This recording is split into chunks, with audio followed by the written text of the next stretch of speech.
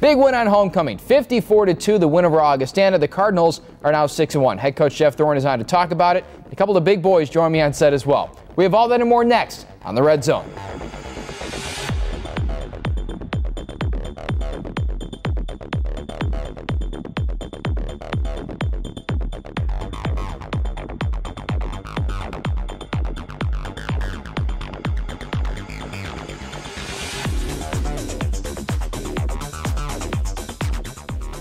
Presenting sponsor of the Red Zone is Athletico, the preferred provider of physical therapy and athletic training for North Central College. Welcome inside the Red Zone, and head coach Jeff Thorne is on. Nice bounce back win. Your team, obviously, wanted to see them respond after a loss, and in a big way they did that, 54-2. What were your thoughts coming away from the homecoming game? Very pleased. We were obviously extremely excited to get back on the field and kind of erase the memories of Monday night at Wheaton. So it was a lot of fun to be back on the field, watch the guys perform the way that they did, all three phases. Yeah. Very, very happy with the way the guys played. What was the vibe? Because that place was packed. I mean, there were tons of people in that building, and they were loud through parts of that game as well. Was that fun to really kind of enjoy the environment? It was a big day. You know, homecoming's a big deal at North Central College, as it is at most places. But on top of that, we're playing Augustana, who, you know, in our first conference game back in 2002, my dad, his first CCIW game as a head coach, mine as an offensive coordinator, we played Augustana, and we lost 65-0. We had 2 yards of total offense and 1 first down. So anytime we face Augustana, there's that heightened awareness of how it all started and, you know, how far we've come, and it's pretty gratifying to play as well as we did. I heard a story that in those early years you had cards that you'd pan out to players that says, "What are you doing today to beat Augie?" Where did that originate? My dad, you know, just a kind of a motivational tool. Had them laminated, and the guys carried them in their wallet. You know, today it would be they'd tuck it in their cell phone somehow, but yeah, it was just a gentle reminder of, hey, what are you doing to make sure that we can close the gap on, really at that time, the preeminent team in the conference. You know, they still have more conference championships than any other school at 21. So it's nice to get on the field and play the way we did against Augustana. Offense seemed to click, especially after that first quarter just started really getting going. Was it nice to see? It seemed like Brock was finding his very efficient day for him, and then the running game with Austin was fantastic. Yeah, it all starts with the offensive line. You know, they're doing a great job. They've really made significant strides from where we were a year ago. And when you can run the football, it really opens things up in the passing game as well. And Brock is just showing what kind of quarterback he is. We've got different pieces in there every week, and still completing well over 60% of his passes. Let's talk about one of those pieces. It's a junior, Michael Svikas, and last week you said you felt like he had his best days at Cardinal in both halves of that Wheaton game. Yeah. Probably top that this week, maybe? He seems to have turned a corner, and I hope that that it continues. He's got confidence, and it's amazing what confidence can do for you. But Mike's got the best set of hands we've had in program history, and we've been watching it for 3 years, just waiting for it to translate on the field. He's moving faster than he ever has. And again, that experience and what that does for your level of confidence, you're starting to see it when he's running routes and catching the football. He catches the ball with his hands all the time, and that's not every receiver can do that. Yeah. Let's talk about the running game, because Michael had a big game, and then Austin Brunig, second time this year that he's won the big conference award. Massive game, 100-plus yards, 3 touchdowns. He just continues to impress and just plug away week in and week out. Austin puts the time in. He prepares. He's watching film with Coach Whalen, our offensive line coach, a couple times a week, just making sure he knows where his reads are, what kind of front we're facing, where the seams should be, you know, not where they're absolutely going to be, but where they should be. And he's another guy playing with tremendous confidence, running hard, breaking tackles, and as we've talked about a number of times before on the show, he's so fast. It's fun to get him out in space. Alec Lacar, your center. Yeah. What's his performance been like through the first 6-7 weeks of the season? He's been outstanding. You know, he's really the glue that holds it all together. He's got to make the calls at the line of scrimmage and make sure we're communicating and everybody's on the same page. He's very, very intelligent, and he's extremely strong. And he's a lot more athletic than people give him credit for. So he's been absolutely phenomenal in the middle of our line all season long. Let's go to the defensive side. Some shifts in the secondary. It was kind of fun to watch Tyler Oakley and Pat Cravens man the corner spots. What went into that decision to do that? You know, they've both played corner in their career, and we struggled, as everybody saw at Wheaton College on that Monday night, and we struggled in pass defense, and just thinking about how we can get maybe more experience, but coupling that with more speed on the field allowed us to get Matt Sutherland on the field at safety. And Matt is a dual sport athlete, starts for our baseball team at shortstop, and he's one of those guys that everybody wants to be around. Yeah. And just his mere presence makes people around him better. And I think you saw that on Saturday. Made a great diving interception. As reliable of a player as we have in the program. Just always does things the right way, is always in the right spot. A great kid. I couldn't be happier for him. That's awesome. His teammates looked like they were pretty excited when he came up with that pick as well. Let's finish up this segment with special teams. You mentioned right off the top, all three phases did well in this game. The punt block, really well executed. Pretty happy to see that, I'm sure. Second time we've gotten a punt block this season. Tyler Hall got his hands on the ball, popped it up in the air, and then Noah Swisshelm came down with the catch. Not much of a return, but he was in traffic. So anytime you can get a short field like that, it's a huge positive. Awesome. Coach, we're going to break down the tape coming up next, and then we'll look forward as well. We're right back on the Red Zone.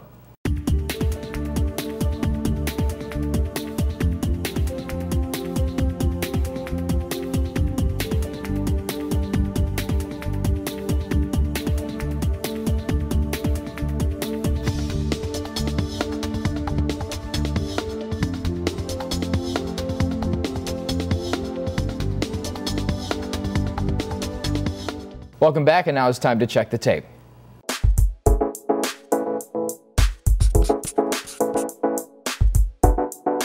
This Red Zone segment is sponsored by M&M Rentals. First play I want to get to is, we alluded to this, is Michael Svikas, and this was his touchdown catch from Brock Rudder. Just tremendous effort here. What did you see as you broke this down? You know, we're running double slant there, and Mike, third time in the game, I think he did it again later, but he runs right through the catch and catches the ball with his hands, which is rare, in traffic in the middle of the field. Showing a lot of courage when he does that, but again, going back to what I said earlier, just catches the ball so cleanly with his hands. He doesn't have to catch it twice, it sticks to his hands, and he gets it tucked away right away. That's a high-level skill that you really can't teach. He's got really big, strong hands. Yeah. And he's been doing that kind of stuff since the day he showed up. You know, he came in as a freshman as a kicker, and he'd spot the ball for our offense that year. He wasn't ready to be playing on offense yet. And guys would throw the ball back to him. He'd just reach up with one hand, almost like he's not looking, and the ball just sticks to one hand. And it's over and over and over. It's not like once in a while. It's like, man, this guy's hands are incredible. Wow. So it's been really, really rewarding to watch him these last 2 weeks in particular really take it to another level. We're going to need that as the season progresses, him to keep playing that like that. Let's get to the defensive side. Matt Sutherland, we talked about this as well, and here's the interception. Just good coverage? Well, you know, Tyler, we're in a cover one look there. Tyler Oakley's doing a great job. He's in the hip of the receiver and, you know, forces the ball over the top of him. The quarterback slightly overthrew it, and there's Matt in position to make the play. Again, what I said, he's always in the right spot. He's where he's supposed to be, and that's how these interceptions happen. But, yeah, you see Tyler there with really good coverage, forcing the ball inside to Matt. Great play. Perfect segue, too, because this next play is Mr. Oakley and his interception on the far sideline. Impressive stuff in his first game back at corner. Yep, sits on the route, makes a diving interception, gets flagged for this, which I really don't understand. He's not taunting anybody. But a great play by Tyler, showing his athleticism and really his versatility. The kid has played safety, he's played nickel, he's played corner in our system. He came in as a running back. Really a gifted athlete, very, very strong. So it gives us a really sturdy presence out there that can jam a receiver, can run with him, but can also make tackles when the ball bounces. I can't see Tyler as the kind of guy that would draw a taunting flag. He just seems so humble. I mean, he's as humble as they come. He's an absolutely terrific kid. That was unfortunate. Yeah. I want to talk about moving forward. You guys are traveling to Carroll and the scouting report that you have on the Pioneers. They beat Augustana a few weeks back. Their quarterback and a couple of the receivers have some decent numbers in the passing game. So our defense is going to be challenged.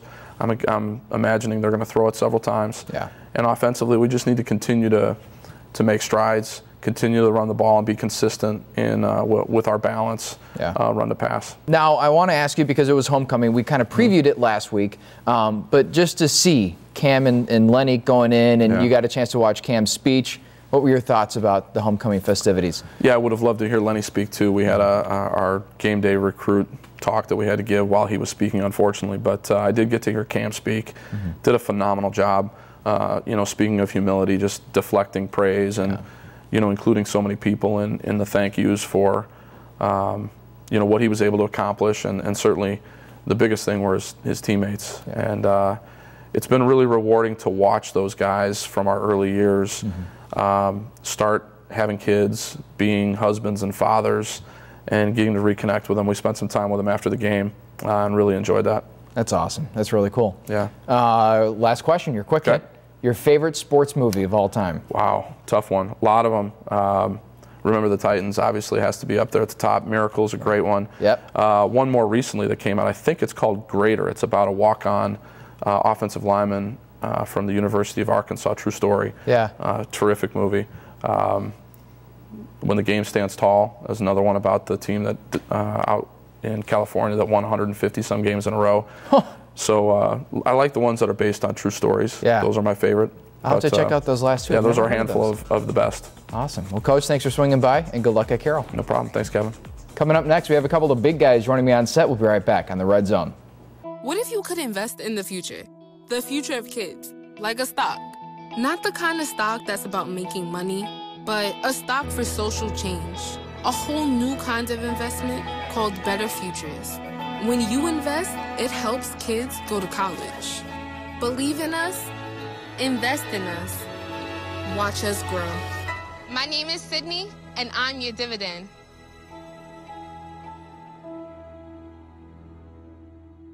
Welcome back into the Red Zone and Dalton Ness. Matt Taylor on the show. Guys, big win, big bounce back win. Augustana 54-2, the final there. What were the feelings like on the sideline when you guys came away with that win, Dalton? It was pretty great bouncing back from last Monday. We just knew what we had to work on the past few days, just get get back in the right spot of winning. Just us as an offensive line, we felt like we had a great game. Feel like we can work on a few more things to make up more holes for Austin and the other running backs, but all around we felt like we had a great game. Short week of practice, I know that you guys had to deal with, but I'm sure that the intensity was probably pretty high when you guys did get on the field and prep for this game. Yeah, that was one of the main focuses that we wanted to focus on, was just because we lost to Wheaton, not to let that intensity from that week to go down.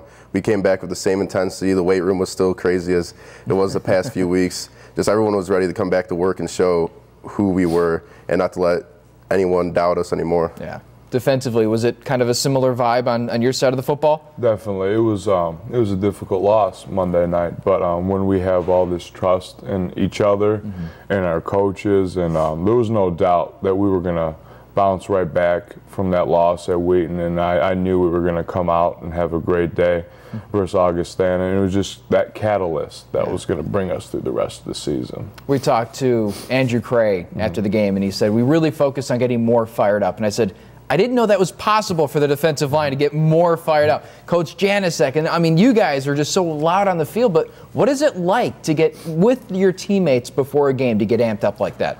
It's pretty easy when we got Coach Janicek because he's fired up already, and we kind of feed off that, and we feed off each other's energy. And when we're out there, it makes it a lot easier when everybody's fired up and everybody's ready to just go to battle with each other. We're all very excited when we get out there with each other. You can tell. You can definitely tell when you're on the field. Offensive line, you guys are a veteran-laden group. You're working alongside a couple of seniors, a freshman. What has it been like, that experience on the line this year? For Sharmore and Colton, it's been like a little work in progress because they haven't started a game. So I know on the left side, Joe and Alec take care of Sharmore more and let him lean on them. And I know recently I've been telling Colton not to worry too much, lean on me. I have the experience, I'll help you out. Yeah. Whenever you're worried about something, just lean on me, take a deep breath, just play in the moment, not worry about what happened last play. Just focus on what play is coming up. Now, somebody referred to an offensive lineman as Moose a few weeks ago, and I went, I honestly don't know who that is. Yeah. It's you. Yeah. Where did that come from? Playing youth football, I was around 5 or 6. One of my coaches, Cyrano Rayfield, told me, started calling me by that, and it's just caught on from there. Most people that I've grown up with don't even know my real first name is Dalton. They just call me by Moose, and when people call me Dalton, they're like, "That's your name?" I'm like, "Yeah, that's what my parents named me. They didn't name me Moose." Yeah. We were talking before we hopped on. Your teammates have just been talking about how funny and how amped up you always are. Where do you find the energy and just kind of the presence that you've built up on the team? From my teammates, I feel comfortable around all these guys, and it makes it real easy for me to get loud and to make everybody smile and to just get everyone fired up, because they get me fired up every time we step out there, and it's just a great time. It's like a party, we're having a party on the field every time we step out there, and I like to make sure everyone could hear I'm there. Take me through the moments right after you get a sack. Because you have a couple of them this year. So it doesn't happen that often. It's happened twice. So when it happens, I kind of like, wow, I just got a sack. That's cool. So I'll stand up real calmly. Well, that one time I started beating on my chest like King Kong, and I was like, maybe I'll do this more often. Maybe I'll incorporate this into my celebration. But no, it didn't happen the next time. And then I just got up and walked back to our side of the ball and got ready for the next play. Because I expect that I'm going to play hard and do all the techniques that Coach Janicek taught me. And it should things like that should happen for everyone on the line, for myself included. When we play with technique and our discipline, that it all falls together, and that we eventually get to the quarterback and the running back, and we get our heads in our gaps. It's kind of like that old saying, act like you've been there, act like you know.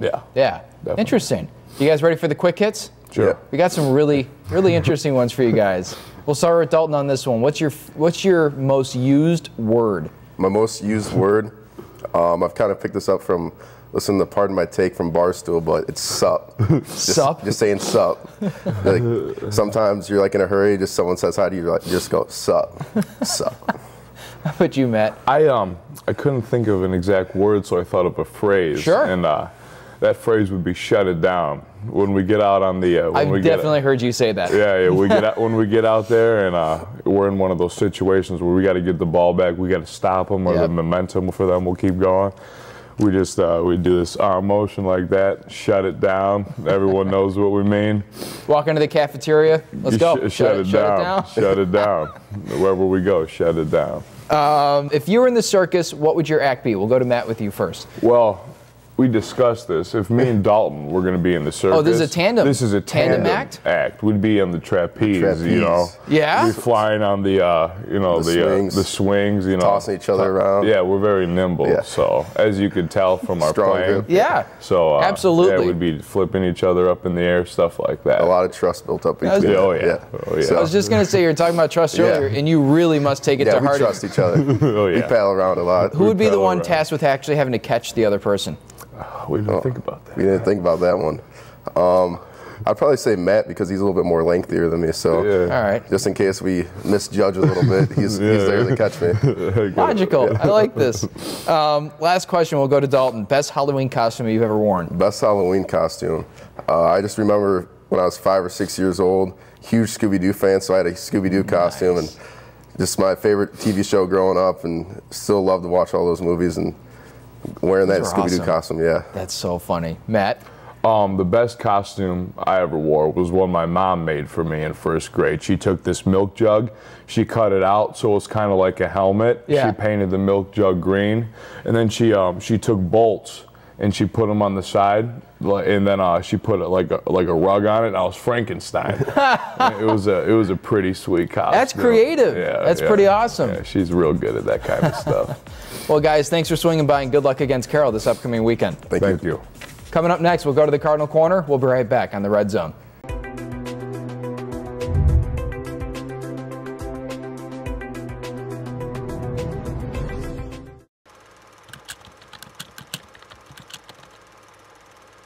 This Red Zone segment is sponsored by Belgio's Catering.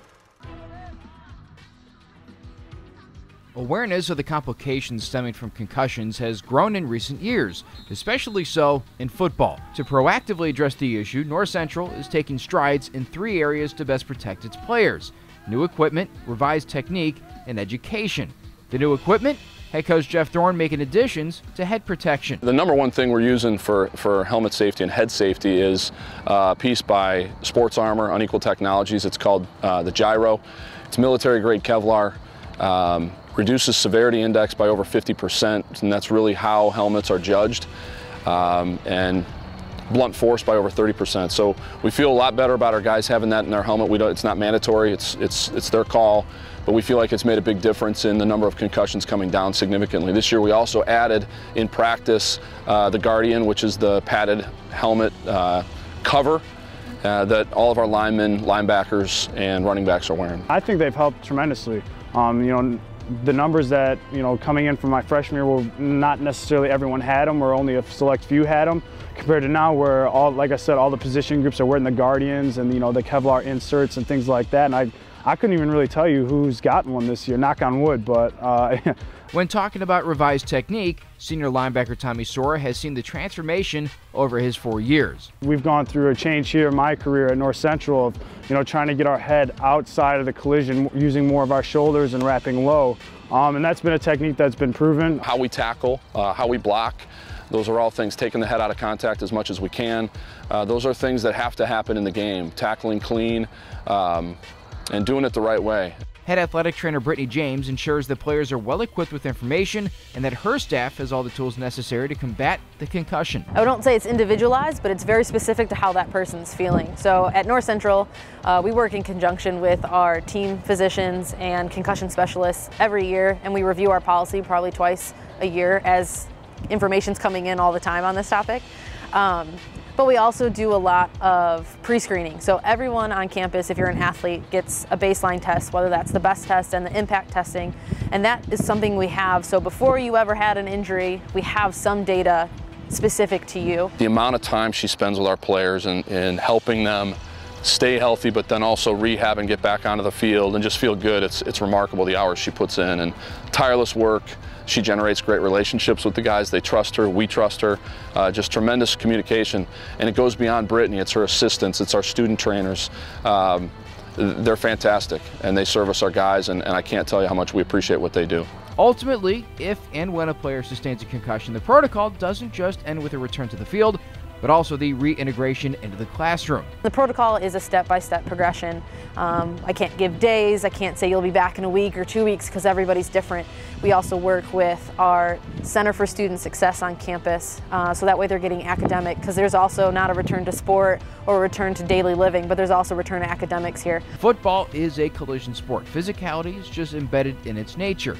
With awareness on the rise, prevention and detection of concussions is too, with North Central attempting to stay on the cutting edge to protect its players and their futures.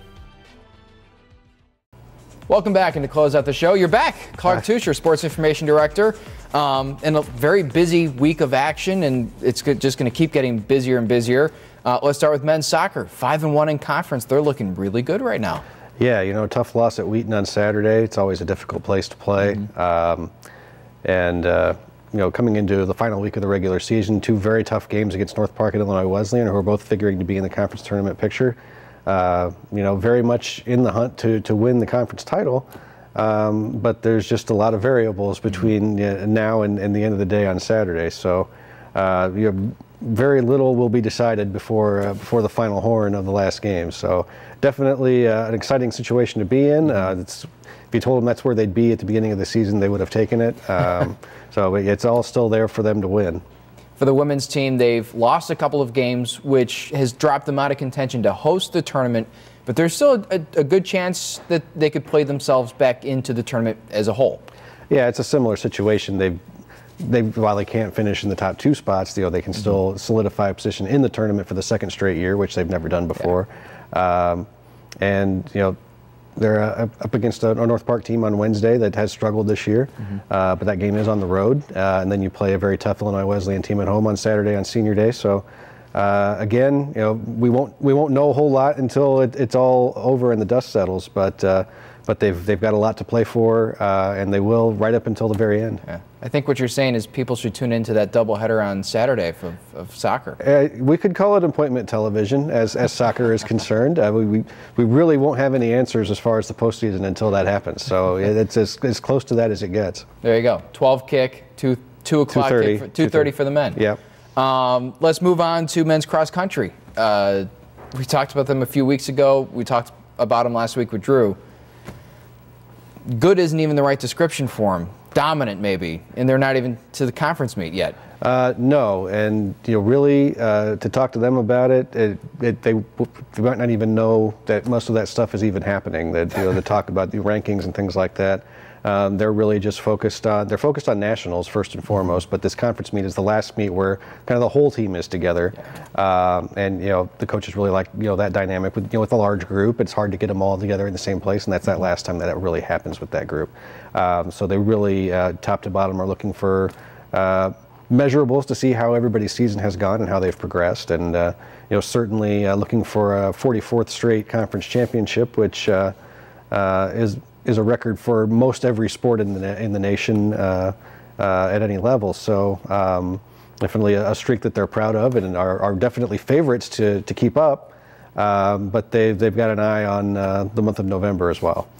At the beginning of the season, the women's cross country team, the captains told me that their goal was to win conference. How confident are they at this point that they might have a shot to do so? Probably feeling pretty good. They haven't raced since they went up to Oshkosh and finished second in a pretty large field. And that's a pretty good indicator for them in terms of their fitness because they run there every year. So I think they're feeling pretty good about where they're at in terms of fitness, in terms of overall health. It's just going to be a matter of putting it all together on the day. I think Wheaton is probably the top competitor in the rest of the conference, and it's going to come down to those third, fourth, and fifth positions. Who's able to keep that gap between their different runners as small as it can be, and running as a pack. So it's right there for them to take. We'll have to see what happens. They will really, again, like we talk about it with soccer. They're just going to have to settle it on the course. Yep. From two sports that are nearing the end of the season to one sport that is about a month away from getting underway. Men's and women's basketball making news today with some conference polls coming out. Yeah, the conference released their preseason coaches polls this year. The men were ranked second, behind an Augustana team that advanced to the national championship game for the second time in 3 years last season. The women picked 6th out of 9 this year. It's not what you would want to see necessarily. The top 4 teams are the ones that qualify for the conference tournament, but there's a lot of unknown elements there. Coaches are pretty much basing their votes off of what they saw last season and who's coming back and who's not. But certainly some motivation there to prove some people wrong on that front. We'll get you out of here on this. And I'm really interested to hear the answer to this. What is your most used word? A lot of people that work for me would say the word sir is the one that gets used most often.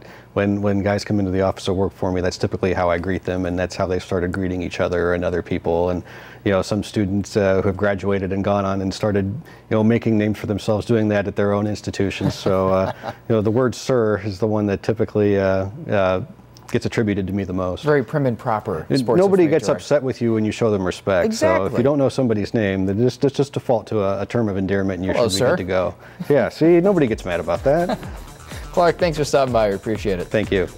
Coming up next, we'll close out the show. We'll be right back on the Red Zone. I dare you. I dare you to change the world. Yeah, you. Getting that college education. I dare you to be somebody important. Like be a teacher. Or a reality TV star. I dare you to stand up here. To call the shots. To be a role model. An inspiration. An innovator. To be a teacher. Think you can change my life? Make me excited about science like you. Have a career that really means something? Then do it. I dare you. That'll do it for the Red Zone. The football team hits the road. They're up at Carroll this weekend. We'll have the highlight right after the game. I'm Kevin Jackman. Thanks for tuning in. This has been the Red Zone.